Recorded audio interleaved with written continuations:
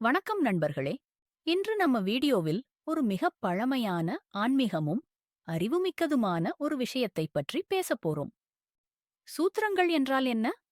சூத்திரம் என்பது ஒரு குறுகிய ஆழமான அர்த்தம் கொண்ட வாசகமாகும். இவை மிகச் சுருக்கமாக எழுதப்பட்ட விதிகள் அல்லது கோட்பாடுகள். இவற்றின் நோக்கம் பெரிய விஷயங்களை மிக சுருக்கமாக ஸ்மரிக்கச் சுலபமாக கூறுவது.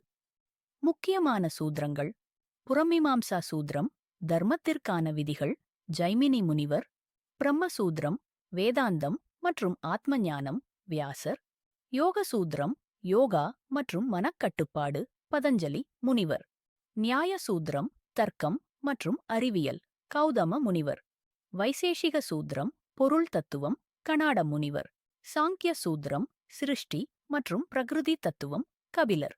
ஏன் இந்த சூத்திரங்கள் முக்கியம்? இவை சிந்தனையின் அடிப்படை. வாழ்க்கையின் அர்த்தம், தர்மம், ஆன்மீகம், யோகா அனைத்தையும் தெளிவாக அறிந்து கொள்வதற்கு இந்த சூத்திரங்கள் வழிகாட்டுகின்றன. பல்வேறு தர்ம நூல்களின் மற்றும் தத்துவங்களின் அடித்தளம் இந்த சூத்திரங்கள்தான்.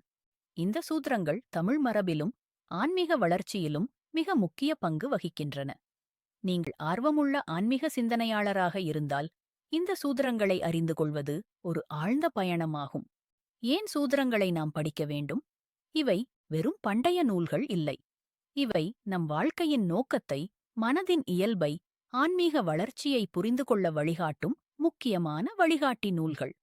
இந்த வீடியோ உங்களுக்கு பயனுள்ளதாக இருந்துச்சுன்னா லைக் பண்ணுங்க, பகிருங்க, நம்ம சேனலுக்கு சப்ஸ்கிரைப் பண்ணுங்க.